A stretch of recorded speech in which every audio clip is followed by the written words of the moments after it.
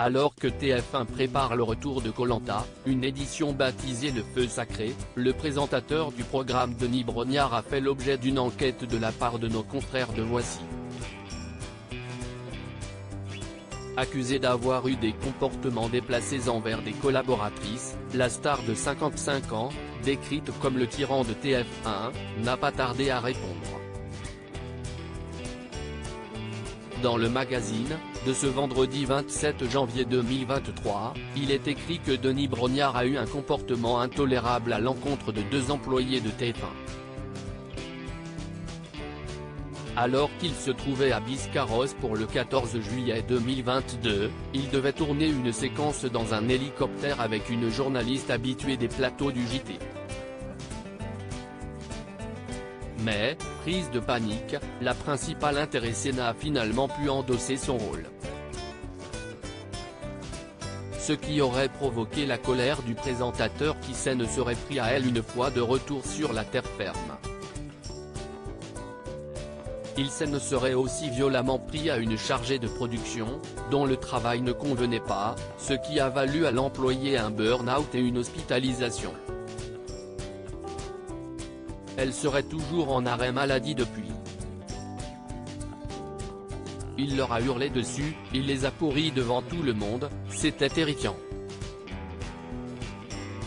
Toutes les 2 étaient sous le choc.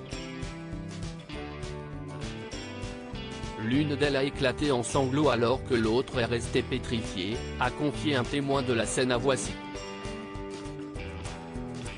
Humiliation en direct et colère folle selon un responsable syndical de TF1, ce fait n'est pas étonnant, car Denis Brognard serait capable de colère humiliante en public, surtout avec les femmes.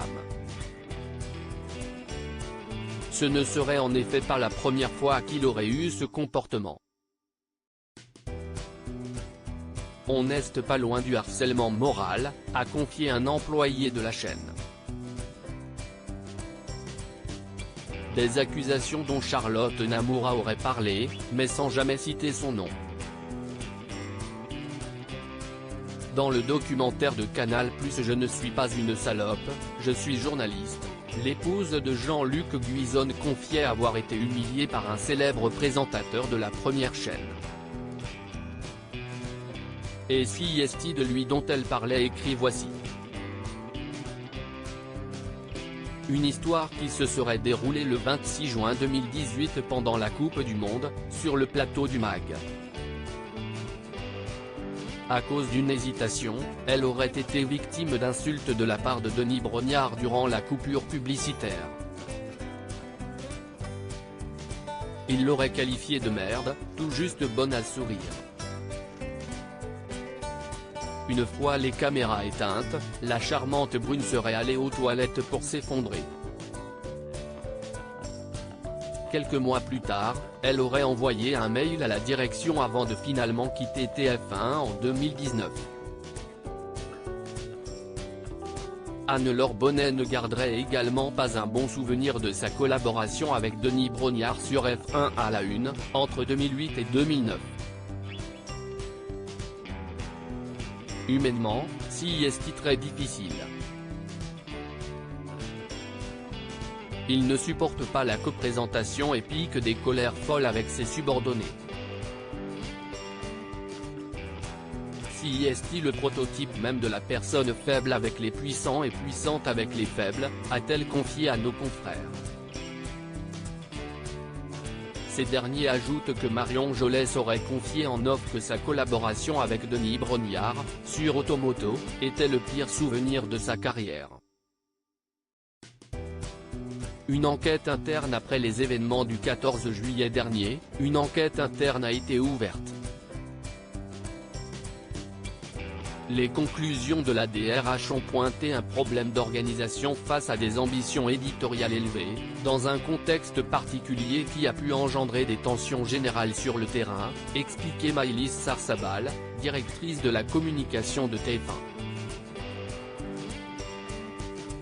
Mais Thierry Tuillier, directeur général adjoint information du groupe, ne cesse pas défausser et aurait pris Denis Brognard entre quatre yeux pour lui annoncer qu'il ne serait plus présent sur les opérations spéciales. Interrogé par Voici à la suite de la sortie de leur enquête, Denis Brognard a accepté de réagir. Je suis très engagé, perfectionniste et à l'occasion de 2 directs sur TF1, où la pression est très intense, j'ai eu des mots qui ont dépassé ma pensée, des propos qui ont heurté certaines personnes et je le regrette. Rien ne justifie mon comportement, qui faisait suite à certaines difficultés. Ces faits isolés ne rendent pas compte des relations privilégiées basées sur le respect et la bienveillance que j'entretiens avec les équipes techniques et rédactionnelles des programmes auxquels je participe depuis 30 ans. Je tiens à présenter mes excuses à celles et ceux que j'ai pu blesser, a-t-il confié.